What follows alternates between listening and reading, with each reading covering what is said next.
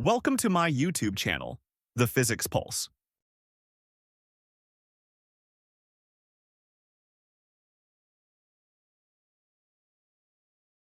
अस्सलाम वालेकुम dear students. आज के इस लेक्चर में हम पढ़ेंगे ऑसिलेटरी मोशन, जो कि क्लास 10 के यूनिट 10 का फर्स्ट टॉपिक है।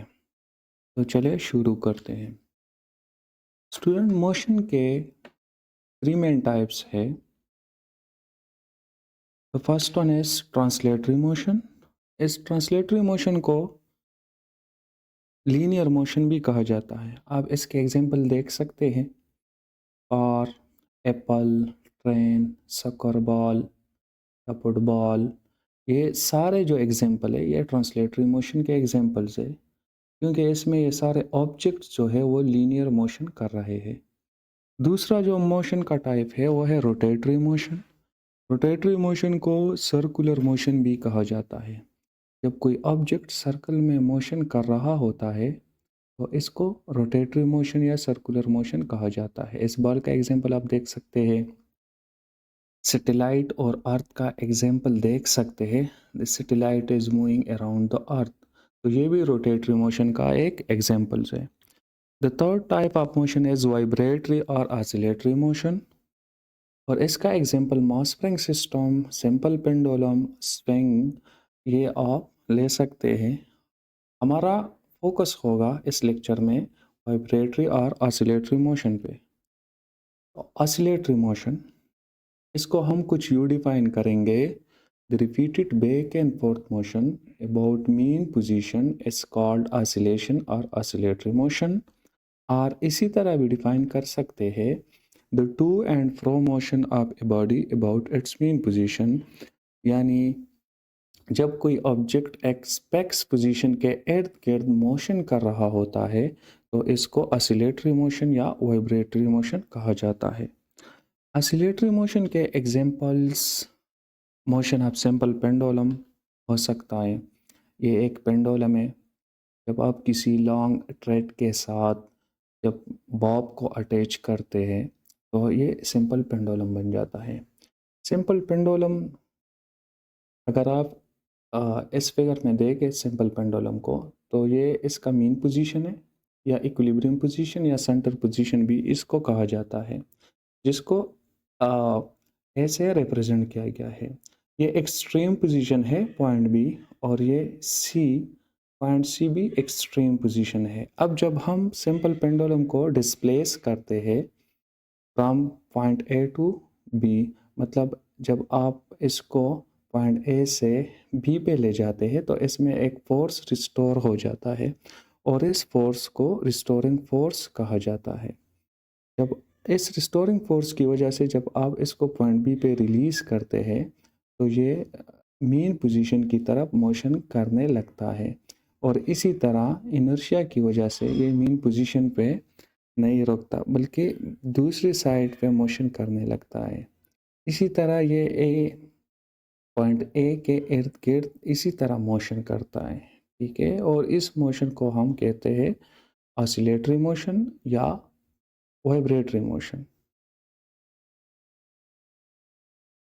ओके, दूसरा एग्जांपल ऑसिलेटरी मोशन का है मास स्प्रिंग सिस्टम। आप इस फिगर में देख सकते हैं मास स्प्रिंग सिस्टम को। ये एल जो है ये स्प्रिंग का लेंथ रिप्रेजेंट कर रहा है, और ये इसका नेचुरल पोजीशन है स्प्रिंग का। लेकिन जब हम किसी मास को स्प्रिंग के साथ अटैच करते हैं तो इसका इक्विलिब्रियम पोजीशन ये बन जाता है। अब जब हम इस पे फोर्स लगाते हैं और इसको डिस्प्लेस करते हैं इस मीन पोजीशन से एक्सट्रीम पोजीशन पे, तो जब हम इसको रिलीज़ करते हैं, जिसको फिगर सी में दिखाया गया है, तो ये भी जो है इस इक्विलिब्रियम पोजीशन के एक साइड पे और दूसरे साइड पे मोशन करने लगता है। तो मास स्प्रिंग सिस्टम भी ऑसिलेटरी मोशन का एक एग्जाम्पल है। स्टूडेंट, ये एक सिंपल पेंडुलम है। सिंपल पेंडुलम का जो लेंथ है वो 0.70 मीटर है, और इसके साथ एक 1 किलोग्राम मास को अटैच किया गया है।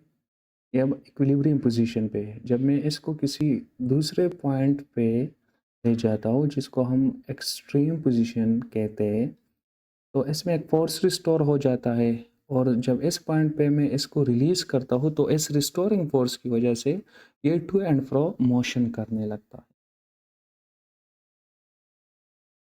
स्टूडेंट एक बात याद रखें कि इक्विलिब्रियम पोजीशन पे जब ये टू एंड फ्रो मोशन करता है तो इसकी पोटेंशियल एनर्जी ज़ीरो होती है और काइनेटिक एनर्जी मैक्सिमम होती है। और जब ये एक्सट्रीम पोजीशन पे होता है तो इसकी पोटेंशियल एनर्जी मैक्सिमम होती है और काइनेटिक एनर्जी ज़ीरो होती है। और इसकी ये एनर्जी कन्वर्जन जो है आप इस एनर्जी ग्राफ की मदद से देख सकते हैं। इसमें अगर आप देख लें तो ये काइनेटिक एनर्जी है, potential energy, this is thermal energy and this is total energy. लेकिन एक बात याद रखें, इसकी टोटल एनर्जी कांस्टेंट रहेगी।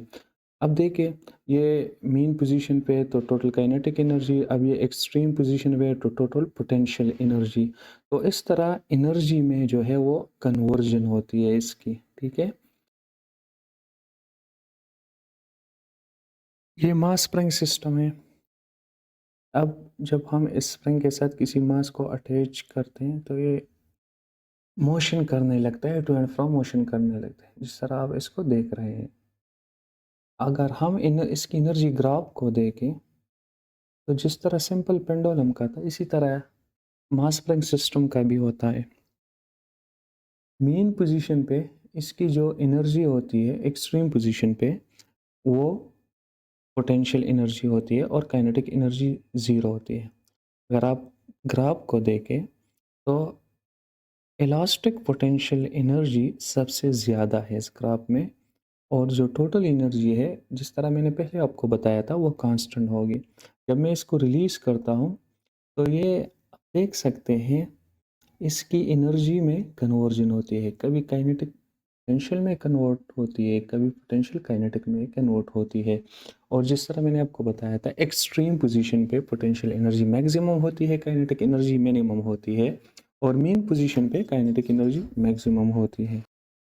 Terminologies associated with motion. Students कुछ टर्मिनोलॉजीज होती है जो ऑसिलेटरी मोशन को स्टडी करने के लिए बहुत ज़रूरी है। इसमें फर्स्ट है साइकिल और vibration. One complete round trip of the vibrating body about mean position is called cycle और वाइब्रेशन। या इसको इस तरह भी डिफाइन किया जा सकता है, when the object moves from one extreme position to the other extreme and back again is called cycle और वाइब्रेशन। इसको इस एग्जाम्पल की मदद से एक्सप्लेन करते हैं। ये हमारे पास एक सिंपल पेंडुलम है। पॉइंट बी इसकी इक्विलिब्रियम पोजीशन या मीन पोजीशन को रिप्रेजेंट करता है, पॉइंट एक्सट्रीम पोजीशन को, और पॉइंट सी भी एक्सट्रीम पोजीशन को। अब जब हम इस बॉब को डिस्प्लेस करते हैं, मतलब ये कि पॉइंट बी से इसको ले जाते हैं पॉइंट ए पे, और पॉइंट ए पे इसको रिलीज़ किया जाता है, तो ये मीन पोजीशन की तरफ मोशन करने लगता है। फिर मीन पोजीशन से एक्सट्रीम पोजीशन की साइड की तरफ मोशन करने लगता है दूसरी साइड पे।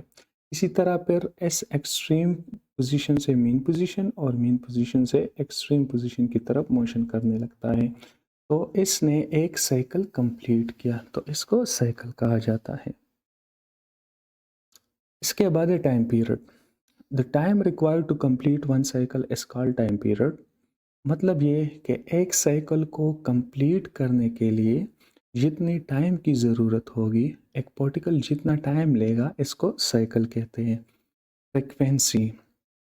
फ्रीक्वेंसी को हम इस तरह डिफाइन करते हैं, the number of cycles that the particle complete in 1 second is called frequency. मतलब ये है कि अगर एक पेंडुलम 1 सेकंड में एक साइकिल कंप्लीट करे तो इसकी फ्रीक्वेंसी 1 हर्ट्ज होगी। इस दोनों का जो रिलेशन है टाइम पीरियड और फ्रीक्वेंसी का, वो रेसिप्रोकल है। मतलब ये है कि जब हम फ्रीक्वेंसी को इंक्रीज करते हैं किसी ऑसिलेटर की, तो इसकी टाइम पीरियड डिक्रीज होगी, और जब हम टाइम पीरियड को इंक्रीज करते हैं तो इसकी फ्रीक्वेंसी डिक्रीज होगी। इसके बाद आता है डिस्प्लेसमेंट। डिस्प्लेसमेंट को हम इस तरह डिफाइन कर सकते हैं, the distance of oscillating body from the mean position at any instant of time is called displacement. Student चलिए इस एग्जांपल की मदद से इसको एक्सप्लेन करते हैं। फॉर एग्जांपल ये एक सिंपल पेंडुलम है और ये टू एंड फ्रो मोशन कर रहा है। तो मीन पोजीशन से लेकर इस पोजीशन तक, फॉर एग्जांपल किसी इंस्टेंट ऑफ टाइम इसकी पोजीशन यही है। इस मीन पोजीशन और इस पॉइंट के दरमियान जो डिस्टेंस है इसको डिस्प्लेसमेंट कहा जाता है। या इसी तरह आप इस साइड पे ले सकते हैं, मीन पोजीशन और इस पॉइंट के दरमियान जो डिस्टेंस है इसको डिस्प्लेसमेंट कहा जाता है। किसी भी इंस्टेंट ऑफ टाइम में जब ये मोशन कर रहा होता है तो किसी भी पॉइंट और मीन पोजीशन के दरमियान डिस्टेंस को हम डिस्प्लेसमेंट कहेंगे। इसके अलावा एक्सट्रीम पोजीशन के अलावा, लेकिन जब इसका जो डिस्प्लेसमेंट है वो मैक्सिमम हो जाता है, मतलब ये कि यहाँ पे जो एक्सट्रीम पोजीशन है इसको ऐसे रिप्रेजेंट किया गया है, तो मीन पोजीशन और एक्सट्रीम पोजीशन के दरमियान डिस्टेंस को हम फिर एम्पलीट्यूड कहेंगे, क्योंकि ये मैक्सिमम डिस्प्लेसमेंट है। इसी तरह सी और बी के दरमियान जो डिस्प्लेसमेंट है इसको हम एम्पलीट्यूड कहेंगे, एम्पलीट्यूड या मैक्सिमम डिस्प्लेसमेंट कहेंगे, क्योंकि इससे ज़्यादा इसका डिस्प्लेसमेंट नहीं हो सकता। ये एक सिंपल पेंडुलम है और हम इसकी टाइम पीरियड और फ्रीक्वेंसी कैलकुलेट करना चाहते हैं। सबसे पहले मैं इसको डिस्प्लेस करता हूँ, अपना मीन पोजीशन से किसी भी एक्सट्रीम पोजीशन पे इसको ले जाता हूँ, तो ये टू एंड फ्रो मोशन करने लगता है। और जब मैं टाइमर को स्टार्ट करता हूँ तो टाइमर टाइम नोट करेगा एक साइकिल के लिए। अब देखिए ये जो ब्लू लाइन आपको नज़र आ रही है ये साइकिल को रिप्रेजेंट करता है। जब ये ब्लू लाइन कंप्लीट होगा इसका मतलब ये है कि एक साइकिल कंप्लीट हो गया और टाइमर स्टॉप हो जाएगा। अब देख सकते हैं एक साइकिल जो है वो 1.7585 सेकंड में कंप्लीट हो गया। तो इस तरह हम इसका टाइम पीरियड कैलकुलेट कर सकते हैं। इसका ये जो टाइम है इसको साइकिल पे डिवाइड करेंगे तो ये इसका टाइम पीरियड होगा। अब इसकी फ्रिक्वेंसी को हम कैलकुलेट करते हैं, तो मैं इसको किसी एक्सट्रीम पोजीशन पे इसको ले जाता हूँ और स्टॉपवॉच को स्टार्ट कर देता हूँ और फिर हम एक साइकिल के लिए टाइम नोट करेंगे। तो एक साइकिल कंप्लीट हो गया, तकरीबन 1.65 सेकंड में एक साइकिल कंप्लीट हो जाता है। तो फ्रिक्वेंसी के लिए हम साइकिल को डिवाइड करेंगे टाइम पे, क्योंकि इससे पहले भी हमने डिस्कस किया था कि फ्रिक्वेंसी और टाइम पीरियड रेसिप्रोकल्स होते हैं। तो फ्रिक्वेंसीज को कैलकुलेट करने के लिए हम साइकिल्स को टाइम पे डिवाइड करेंगे और टाइम पीरियड को कैलकुलेट करने के लिए हम टाइम को साइकिल्स पे डिवाइड करेंगे। अगर आपके जहन में कोई भी इससे रिलेटेड कोई भी क्वेश्चंस हो तो आप कमेंट्स में पूछ सकते हैं।